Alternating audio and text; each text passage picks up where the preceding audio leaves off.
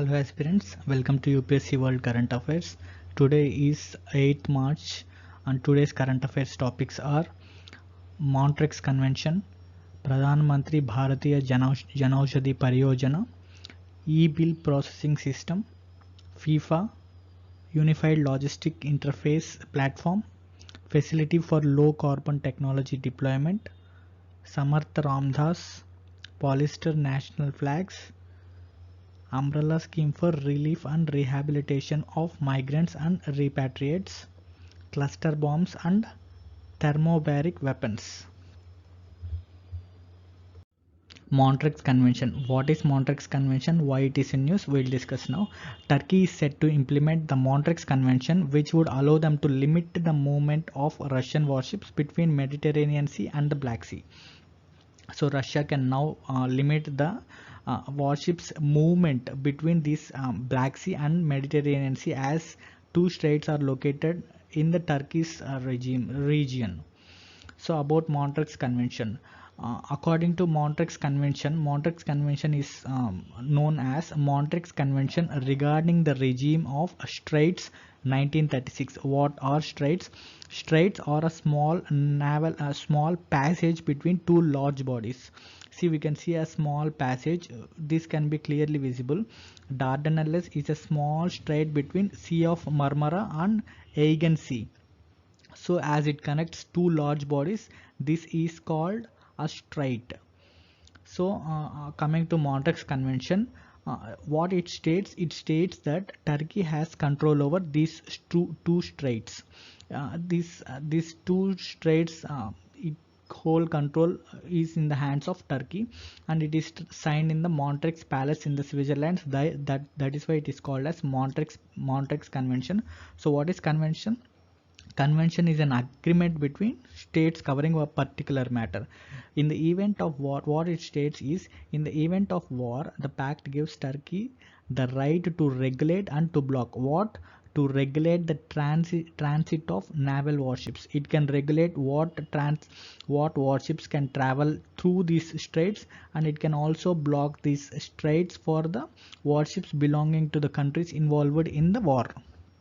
So what are the challenges before Turkey is that according to Article 19, whatever the country, there is an exception that the countries located in the Black Sea can undermine the Turkey's power in blocking the warships. So as Russia is located or surrounding, bordering the Black Sea, it can effectively undermine the Turkey's power in blocking the ships, so it can get back the ships.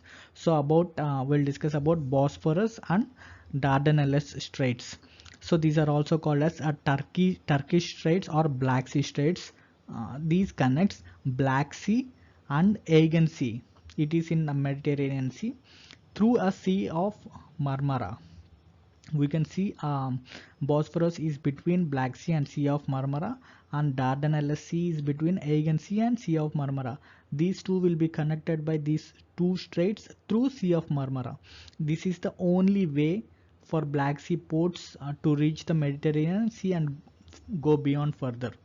So MCQ questions that may be asked from this topic. Montreux Convention is regarding which of the following? It is to regulate and it is about Turkey's control over these two straits.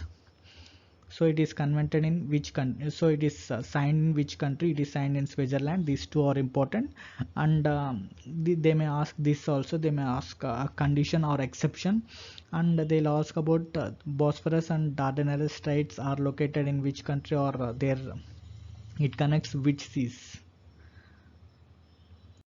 FIFA. What is FIFA? We'll discuss basic information about FIFA, why it is in news.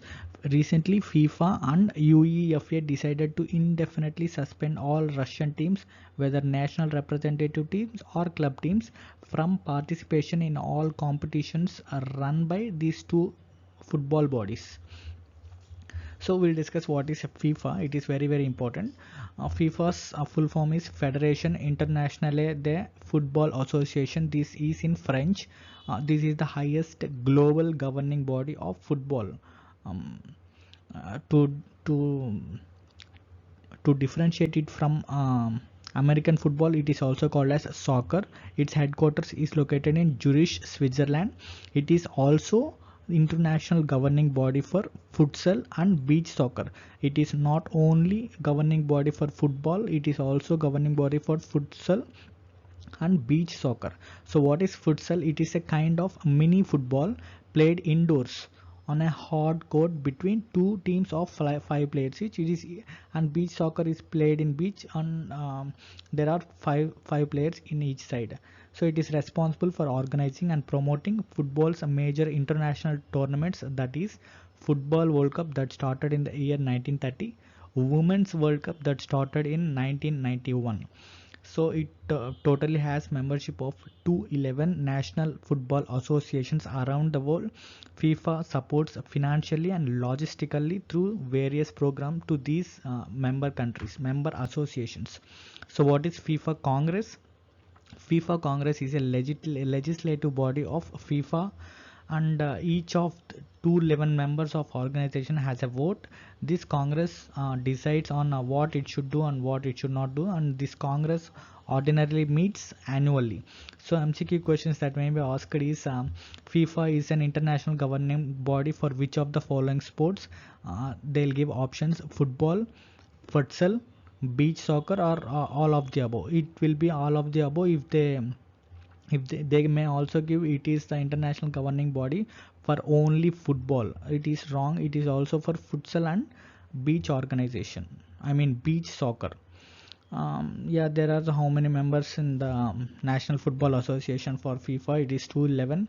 And they'll also ask about Congress. Yeah, its headquarters is in Zurich, Switzerland. These are the important points. Pradhan Mantri Bhartiya Janaushadhi Pariyojana PMBJP. So why it is in news? The Janaushadhi Rath will travel 7 days covering 4 to 5 states, and vans and e-rickshaws will travel across Delhi up to 7th March to raise awareness at the grassroots levels to the basic foundation level about the benefits of Pariyojana project and Janaushadhi generic medicines. So why this happened means it is to celebrate the Janaushadhi Divas.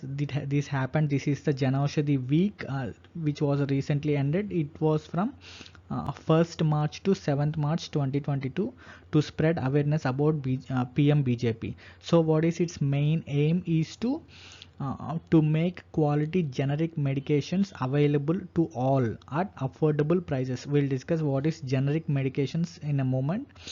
So its main aim is to make quality generic medications. It should be available to all at the reasonable prices. It was launched in the year 2000. Don't get confused if it is BJP. It is launched in recent years. So this was launched in the year 2008 by Ministry of Chemicals and Fertilizers under Departments of Pharmaceuticals, Bureau of Pharma, PSUs of India, BPPII. So it's under PMBJP Janaushadhi Kendras. That means dedicated outlets are open to provide generic medicines at affordable prices at different stores. These different dedicated outlets will be spread throughout the country. So what are generic medicines? In simple words, generic medicine is a drug that contains the same chemical substance as drug that was originally. So we can say original versus refurbished. This is not refurbished. It contains same chemical substance as a drug that was originally protected by chemical patents. So I'll try to explain it in a very simple terms. So they are allowed for sale after the patents on original drugs expires.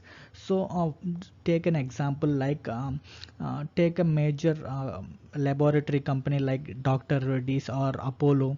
They make medicines which by doing so much of research and so much of going through so much of research and things, and it will cost a lot. So they'll make it as a brand and they'll take patent for that drug. After this patent expires, so many duplicates they'll make so many duplicates like that. They are called generic medicines. These generic medicines, they don't need any extra trails to go on, so it will be very affordable prices. Those will be available at affordable prices.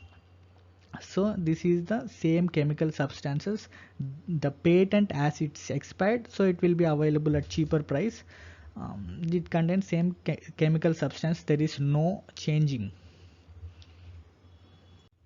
MCQ questions that may be asked from this topic are they'll ask basically about Pradhan Mantri Bhartiya Janaushadhi Pariyojana is mainly belongs to which of the following. Like they'll give options, few options in that it is to make quality generic medications available to all at affordable prices, and they'll also like in which year it is launched. It is launched in 2008. Another question may be it is under which ministry. It is under chemicals and fertilizers and Department of Pharmaceuticals, Bureau of Pharma, PSUs of India. These are important points. And another important main thing is under which thing Janaushadhi Kendras under PMBJP, the Janaushadhi Kendras are open to provide generic medicines to all at affordable prices. It is yes, it is correct answer. Polyester national flags. Why it is in news? We'll discuss Flag Code of India 2002. So why it is in news? Indian government has allowed the import and manufacture of national flags which are machine made of polyester. This is very important. By amending the Flag Code of India. So what is Flag Code of India? Flag Code of India is majorly divided into 3 sections. In the first sections, it has a general description of national flag, and second section describes how it should be displayed by private and public organizations, and third it will display exhibition of national flag by state and central government by and their agencies. So what are the major rules it contains is it flags, Indian national flags shape should be definitely rectangular. It should not be any other shape. This is just for design purpose here, please don't mind. And its ratios and the flags ratio must be 3:2, and it shall not be flown at half mast. Half mast means if it is flag, if this is flag, it should not be hoisted here. It should be hoisted at the top only, except on some instances flown on, except some instances like flown on public buildings in accordance with government directives, maybe to pay some respect, to pay some maybe some high individual maybe died, like that they'll give exception at that conditions. So it should not be half mast. It shall not be used as a drapery in any form for private individuals. Drapery means if they are died means we cannot cover it with the Indian national flags except for state funerals. If some very important persons who made substantial contributions to the country, or funerals of military or paramilitary forces. And Indian national flags should not be of any uniform or embroidery, like that. It should not be used as a kerchief, handkerchiefs, like that. We should not use Indian national flag as these kind of uniforms things and all. And what are the major amendment it did is earlier Indian national flags should only be made by hand spun and woven cotton, wool or silk, khadi bunting were allowed. Now what it has amended is national flags shall be made by hand spun, hand woven or machine made. It has added machine made, cotton, wool, silk, khadi bunting and polyester. So what is polyester means? It is a synthetic woven material. What is synthetic means? It is it is done through synthesis or artificially it was made. It is a form of plaster, polyester, nylon and other kind of synthetic fibers or a form of plastics. These are majorly used for durability, and these are inexpensive. So these are also contribute to plastic pollution. So what are the MCQ questions that may be asked from this topic? They'll ask rules about Indian national flags that should be followed, and they'll also like with which of the following materials the Indian national flags should be made, or which was allowed: cotton, polyester, wool, silk, khadi, bunting. These are all allowed. Samarth Ramdas 1608 to 1681 AD. So why he is in news? Recently, Maharashtra's governor remarks that Samarth Ramdas was the guru of Chhatrapati Shivaji Maharaj, has stirred the controversy in the state. So we'll discuss who is Samarth Ramdas now. He is a saint, or saint. He's also known as Saint Ramdas or Ramdas Swami, or simply Ramdas. He is a Marathi Hindu saint, philosopher, poet, writer, and spiritual master. He is a devotee of Hindu deities Rama and Hanuman. He initiated Samarth sect to revive spirituality in the society. So what is sect means? It is a sect means a group of people with somewhat different religious belief than those of larger group to which they belong. See, he belongs to Hindu sect, but few revival has been made through this sect. They believe a few religious beliefs, those are different from the Hindu religious philosophy. Those will be defined with a separate sect. So what is dasbodh? It is meaning, its meaning is advice to disciple in Marathi. Dasbodh is a spiritual text. It is a 17th century bhakti and gnana spiritual text. It was orally narrated by the saint to Kalyana Swami. He is his disciple, and he is not a pacifist. Who is pacifist means? A pacifist is a person who believes that a war and violence are unjustifiable. Don't get confused. He is not a pacifist. That means he encourages war. Like he encourages, his writings includes strong expression encouraging nationalism, means to counter aggressive invaders. He'll not stop. He'll say, please be calm, don't get into fight, like that. He'll say if you have to counter the aggressive invaders. So he's not a pacifist. Pacifist means they'll be like calm, please don't believe in war and violence. They think those are unjustifiable. But as he's not a pacifist, his writings, and he increased nationalism to counter invaders. So what are his links with Shivaji and Sambhaji? Uh, he, he is contemporary of Chhatrapati Shivaji Bhonsle. Contemporary means living at the same time. Shivaji and Samarth Ramdas lived at the same time. Historians have proposed that these two met each other around 1672. So when Shivaji provided a grant for the Math of Ramdas at Chapel. Math is a Hindu monastery. After Shivaji's death, he wrote a letter to his elder son Shambhaji Bhonsle advising him on the future course of action after Shivaji's death. MCQ questions that may be asked from that. A major spiritual text that was written by Dasbodh was orally narrated to his disciple Shivaji Maharaj Bhonsle. No, it is wrong answer. He orally narrated to Kalyan Swami, and he is a pacifist who believes in who doesn't believes in war, and who thinks war and violence are unjustifiable. No, it is wrong. He is not a pacifist. He countered the aggressive invaders. So, who among the following are the contemporaries of Samarth Ramdas? The answer will be like Shivaji Maharaj. They'll also give Aurangzeb, like Chhatrapati. We have to, and the answer will be like Chhatrapati Shivaji and Aurangzeb maybe. Unified Logistics Interface Platform. So why it is in news? A national logistic portal is set to integrate or mix or combine with unified logistics interface platform to make the multi-modal logistics ecosystem more efficient. Why it has been combined with unified logistics interface platform? We'll discuss about unified logistics interface platform now. By the name we can say it is unifying everything that is in a single window platform. It is combining all the different scattered things into one particular thing. Why it is to enhance efficiency and reduce the cost of logistics in India. What are logistics means? Logistics are the process of managing how resources are acquired, stored and transported to their final destination. So to enhance efficiency and to reduce the cost of logistics in India, this has been launched.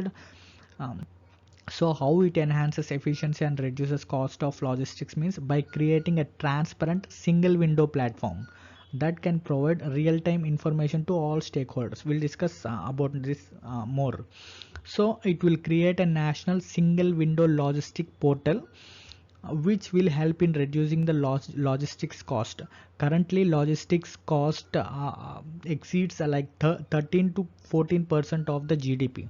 So ULIP also provide real-time monitoring of cargo movements, ensuring data confidentiality. By how it ensures data confidentiality? By end-to-end encryption through we know end-to-end encryption like WhatsApp, right? It brings all modes of transportation under a single window by connecting all logistics stakeholders spread across multiple ministries and associations. Three main components of ULIP platform is it integrations with existing data sources of ministries like we just discussed in National Logistics Portal, and it data exchange with private players, like it will exchange data with private players and it will in return it will take data from private players about the transportations like that. And unified document reference in supply chain with a single document reference number. So MCQ questions that may be asked from this topic about this asking about this topic is very less. They'll ask about what are the main aim of this ULIP and that's it. What are the three main components of this ULIP system? Electronic bill or e-bill processing system. Recently, Union Minister for Finance and Corporate Affairs Srimati Nirmala Sitharaman launched the e-bill processing system announced in Budget 2022-23. So what is e-bill processing system? It is a way of paying and sending bills electronically rather than through use of paper. So customers can get their bills online via email or in machine readable data forms. This will be time efficient and reduce errors. This will also reduce the two-way transformation between a direct transformation between customer and the government officials. Suppliers and contractors will be able to submit their claims online, which will be tracked on real-time basis. It is part of ease of doing business and digital India ecosystem. It is a step forward enhancing transparency, efficiency and paperless payment system. So this is very important in case if any mains questions asked about ease of doing business or digital platform, this can be used as an example like e-bill processing system. It is a paying and sending bills electronically for businesses. We can just write a few 50 words about this e-bill processing system, and anything about asked about governance like increasing transparency, efficiency, this can be used as a thing. Facility for low carbon technology deployment. The Bureau of Energy Efficiency commemorated its 20th Foundation Day by organizing National Innovation Conclave on low carbon technologies. So what is commemorate means? It is celebrating its 20th Foundation Day BEE, and it organized a national innovation meeting on low carbon technologies.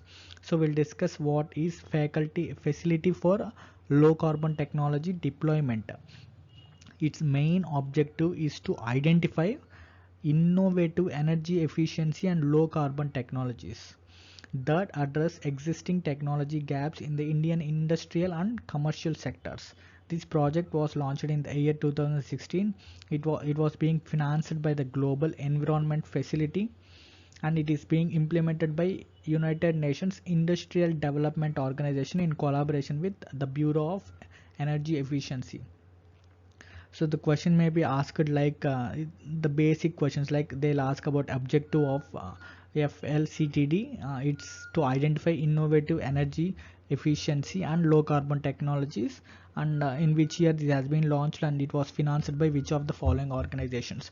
They'll give few organizations like IMF, they'll give World Bank, they'll give Global Environment Facility. The answer will be Global Environment Facility. It is being financed by Global Environment Facility, and it is implemented by United Nations Industrial Development Organization in collaboration with Bureau of Energy Efficiency. Though it is also implemented by Bureau of Energy Efficiency. These two combinedly implement this project. So these are the important points in this topic. So when it comes to mains question, they'll ask about what are the government initiatives that strive to reduce low carbon in the environment. So we can give few options like facility for low carbon technology deployment has been launched by the government in the year 2016 to identify innovative energy efficiency and low carbon technology solutions. It is being financed by, we can write few words in the mains also about this topic when it comes to environment things and all. Umbrella scheme for relief and rehabilitation of migrants and repatriates. Who are migrants? A migrant is a person who moves from one place to another place, especially in order to find work or better living conditions. Repatriates are, they are usually refugees who were being sent back to their homeland. If a refugee come to another land, they will be sent back to their homeland. They are called repatriates. So why it is in news? Central government has approved the continuation of 7 existing sub schemes under the umbrella scheme relief and rehabilitation of migrants and repatriates for the period up to 2025 to 26 with an outlay of 1.5 crores through Ministry of Home Affairs. So we'll discuss basic information about relief and rehabilitation of migrants and repatriates. So first of all, what is relief means? Relief means fulfilling the immediate needs, and rehabilitation means not just restoring what was lost but also helping communities bounce back better. So this scheme enables migrants and repatriates who have suffered on account of displacement to earn a reasonable earning, facilitate their inclusion in the mainstream economic activities. It provides relief and rehabilitation. We just discussed relief assistance means they'll give immediate needs, they'll fulfill the immediate needs. Rehabilitation means not just restoring what was lost, they'll assist them to bounce back to better. It will assistance to refugees, displaced persons, civilian victims of terrorist, communal, left-wing extremism, violence. And what are the some of the schemes that are included in the umbrella scheme is relief and rehabilitation of displaced families of Pakistan occupied areas of Jammu and Kashmir and Chamb, relief assistance provided to the Sri Lankan Tamil refugees, relief assistance provided to Bruce lodged in the relief camps in Tripura, the enhanced relief to 1984 anti-Sikhs riots. The MCQ questions that may be asked from this topic are this majorly it provides relief and rehabilitation assistance to these people. We have to include this, and this will be used in the mains topic a lot. We can write about if they asked about relief, and if they ask about refugees, migrants, and repatriates. Who are refugees? Refugee is a person who has been forced to leave their country in order to escape war, persecution, or natural disaster.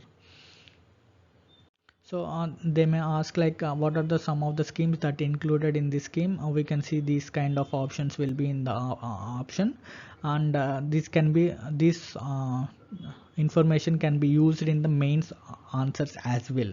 If you're writing essay about migrants, repatriates, refugees, this can be useful.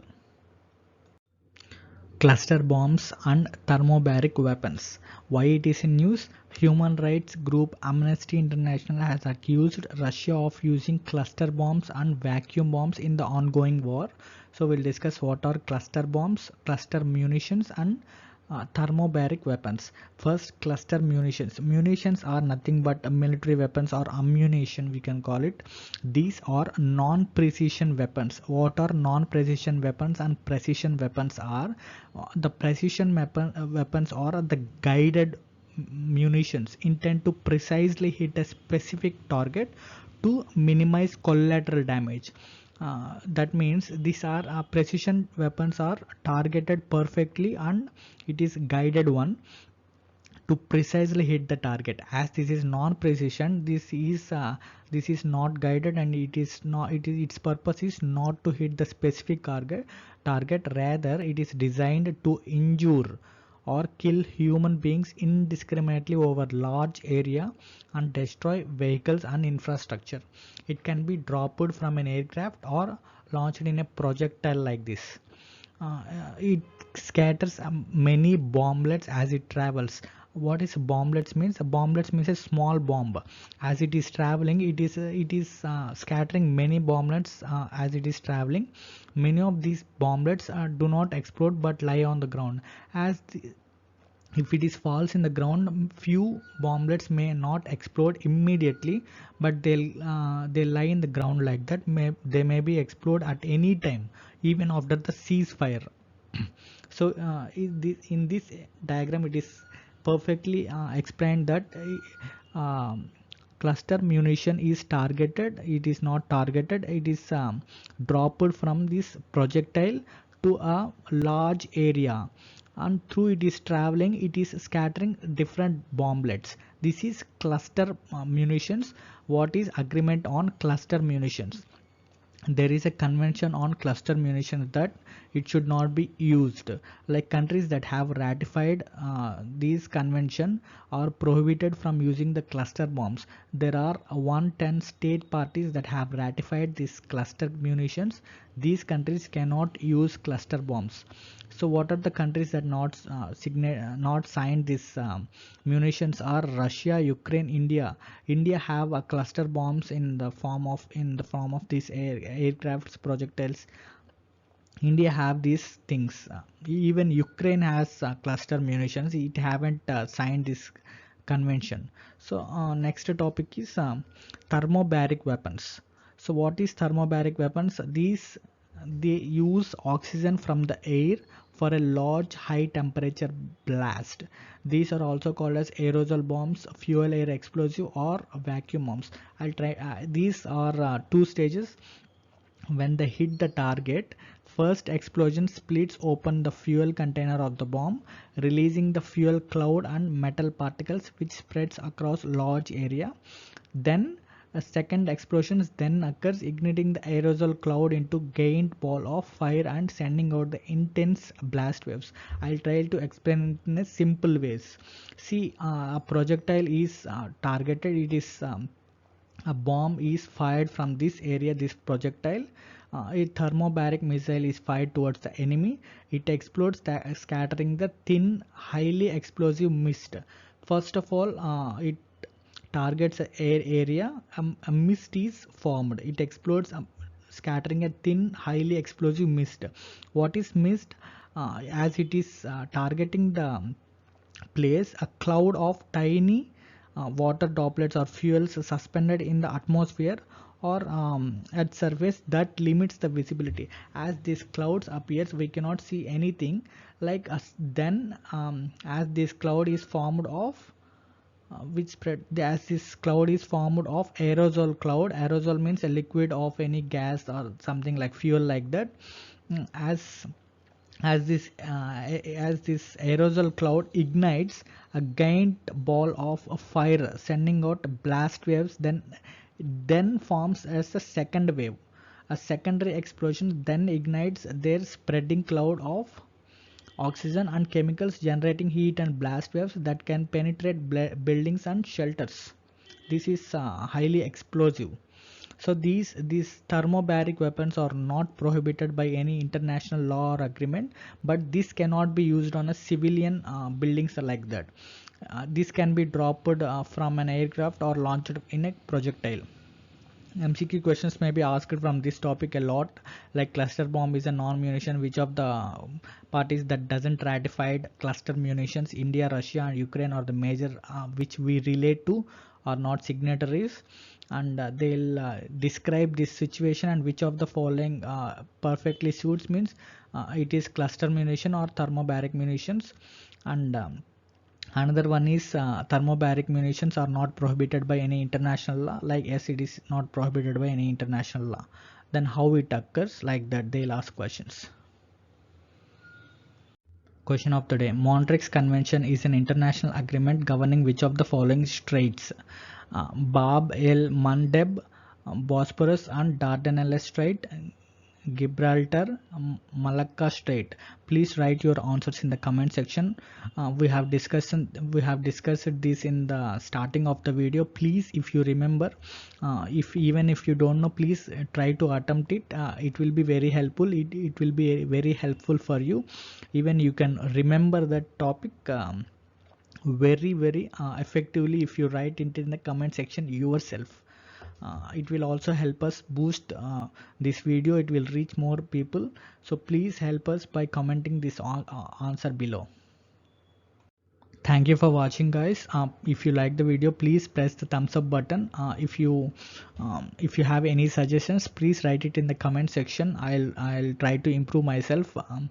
And please subscribe to this channel for more current affairs update. I'll post daily from Monday to Saturday, and Sunday's current affairs will be covered on Mondays. So please subscribe to this channel and press the bell icon so that you will receive notifications instantly, and follow us on Instagram and Facebook. I'll post beautifully current affairs summaries updates in this Instagram and Facebook, and also follow us on Telegram. I'll post current affairs summary with the link and PDF also in the Telegram.